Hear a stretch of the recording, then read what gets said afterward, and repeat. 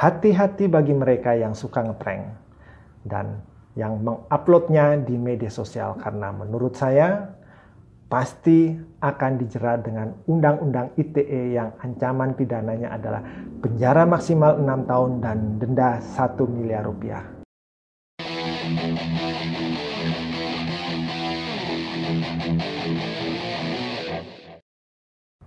Ngoceh, ngobrol dan cerita tentang hukum di channel Advokat Agung Berbagi. Di kesempatan kali ini saya akan membahas sebuah topik yang saya beri judul Awas, di KUHP baru ngeprank bisa dipenjara. Sebagaimana informasi yang saya dapat di berbagai media-media online bahwa pemerintah dan DPR menargetkan akan segera mensahkan revisi KUHP pada bulan Juli tahun 2022. Ada beberapa hal yang perlu direvisi atau ditambahkan dalam KUHP edisi revisi, mengingat KUHP yang saat ini berlaku di Indonesia adalah KUHP warisan peninggalan penjajahan Belanda yang sudah tidak update dengan perkembangan zaman. Salah satu yang ditambahkan dalam KUHP edisi revisi tersebut adalah perihal ngeprank.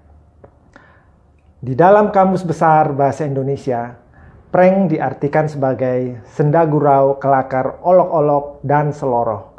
Prank pada saat ini memiliki arti sebagai sebuah perbuatan guyonan atau yang sifatnya mengerjai atau mengusili seseorang atau sekelompok orang yang mana perbuatan tersebut seolah-olah serius, namun ternyata hanya bohongan dengan tujuan agar orang atau kelompok yang dikerjain tersebut menjadi takut, terkejut, atau malu. Jika kita membuka media sosial, banyak sekali konten mengenai ngeprank orang. Dan konten-konten ini banyak sekali viewernya. Namun, sepertinya bagi channel-channel yang suka bikin video prank atau mereka yang suka ngeprank orang di tempat-tempat umum, berhati-hatilah.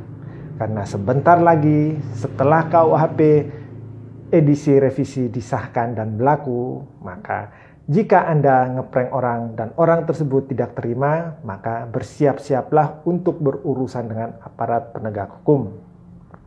Sebelum berlakunya Kitab Undang-Undang Hukum Pidana edisi revisi, ngeprank dijerat dengan pasal 310 tentang pencemaran nama baik dan pasal 27 ayat 3 serta pasal 28 Undang-Undang ITE.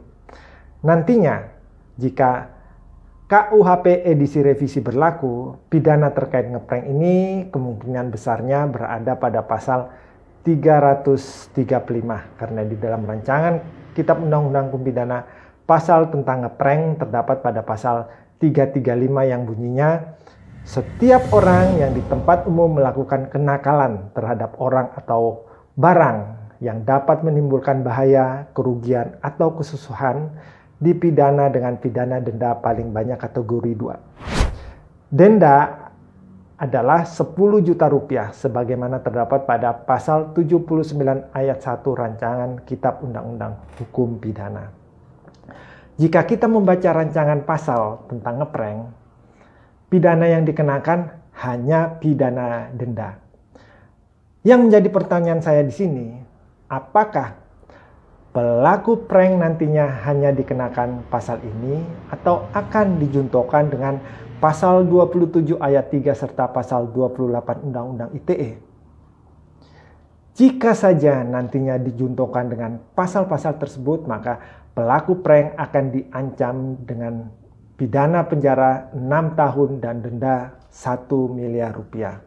Namun, jika yang dipakai hanyalah pasal 335 rancangan Kitab Undang-Undang Hukum Pidana, pelaku prank hanya dijatuhi pidana maksimal 10 juta rupiah. Pidana denda maksimal 10 juta rupiah.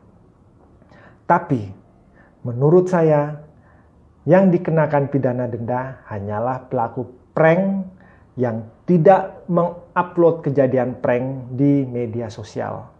Tetapi jika kejadian prank direkam dan diupload di media sosial, maka pelaku prank akan dijerat dengan Undang-Undang ITE. So, Hati-hati bagi mereka yang suka ngeprank dan yang menguploadnya di media sosial, karena menurut saya pasti akan dijerat dengan Undang-Undang ITE yang ancaman pidananya adalah penjara maksimal 6 tahun dan denda 1 miliar rupiah. Demikian pembahasan saya kali ini. Semoga bahasan kali ini bisa berguna serta menambah wawasan kita. Terima kasih dan salam berbagi.